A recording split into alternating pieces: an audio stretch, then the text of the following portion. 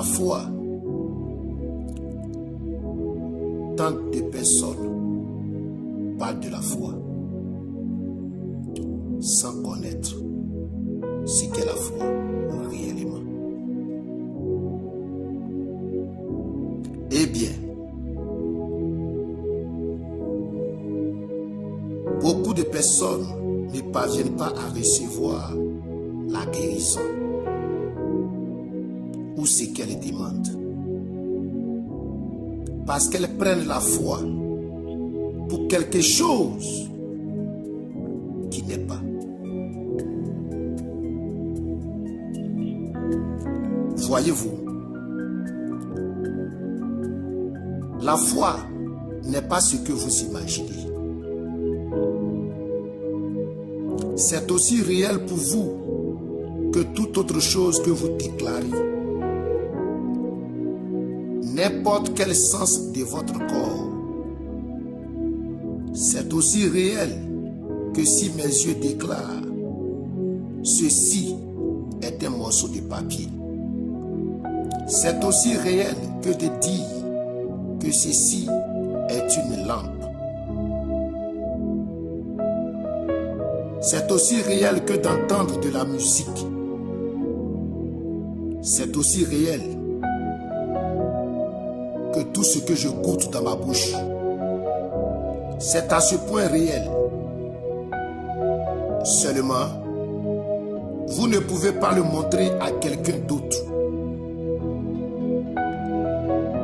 C'est vous seul qui l'avez. C'est à vous. La foi est une substance. Hébreux 11, verset 1. Or, la foi est une ferme assurance des choses qu'on espère, une démonstration de celles qu'on ne voit pas. Pour l'avoir possédée, les anciens ont obtenu un témoignage favorable.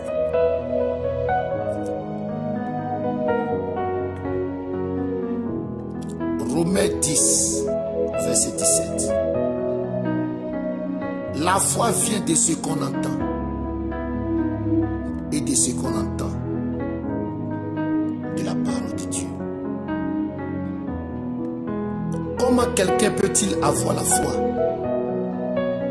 sans d'abord auparavant entendu la parole de Dieu? On entend beaucoup de personnes dire qu'ils ont la foi. Mais la seule chose qui peut créer la foi dans le cœur d'un mortel, c'est la parole de Dieu. Ainsi, la foi est basée sur le pardon. Vous voyez, si vous ne pardonnez pas ce que autrui vous fait, comment osez-vous prétendre avoir la foi?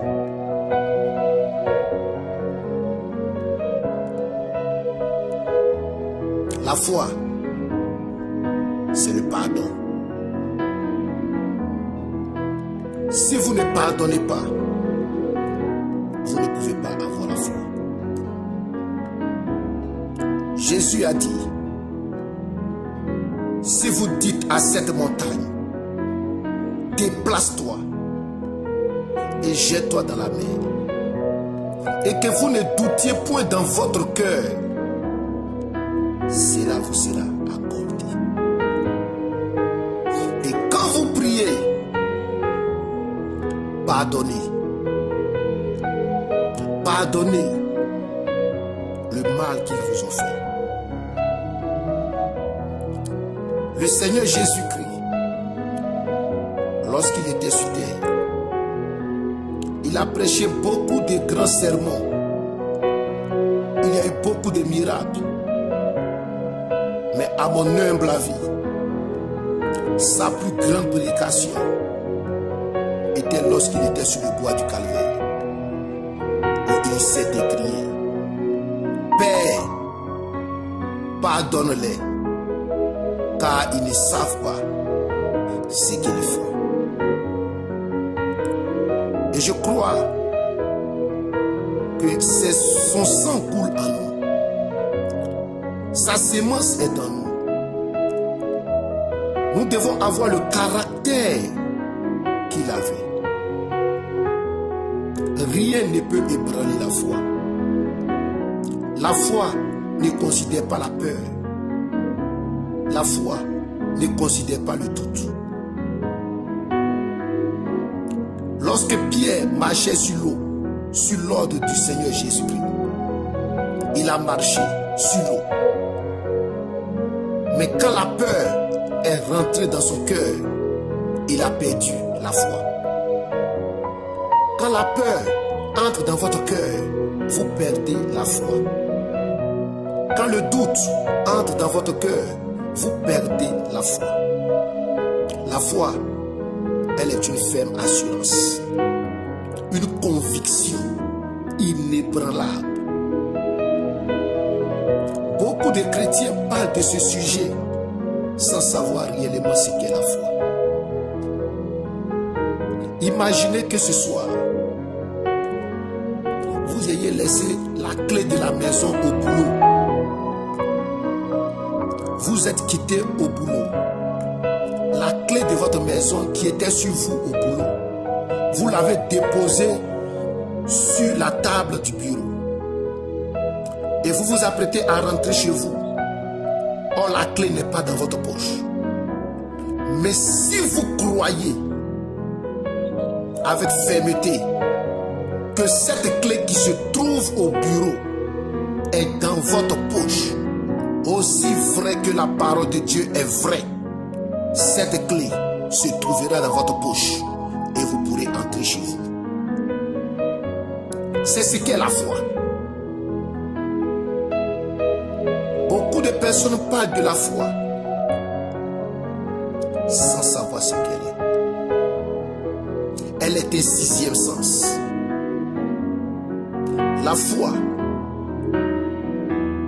ne doit pas tenir compte des 5 premiers sens, car les 5 sens ne tiennent pas compte l'un de l'autre. Lorsque un homme est aveugle, cela ne l'empêche pas de sentir. Lorsque un homme ne sent pas, cela ne l'empêche pas d'entendre. Lorsque un homme n'entend pas, cela ne l'empêche pas de goûter. Même si vous ne voyez pas la guérison, même si vous ne touchez pas la guérison, même si vous ne sentez pas la transformation de votre corps, mais croyez, parce que la foi ne dépend pas des 5 sens. La foi, elle est une substance, une réalité.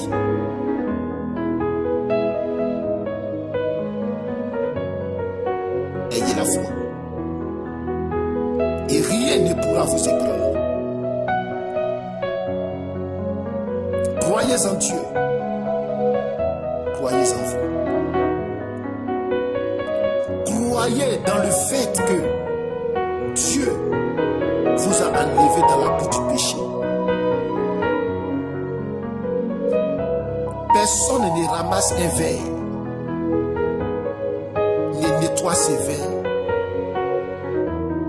s'il n'a pas le but d'utiliser ce verre. Si le Seigneur vous a enlevé dans la boue du péché, croyez qu'il veut vous utiliser. Ayez foi en lui. Ne laissez rien vous ébranler. Ne croyez pas qu'il y a une chose impossible sur la terre. Tant que vous avez le Seigneur Jésus-Christ. Ne croyez pas qu'il y a une chose qui puisse vous arrêter.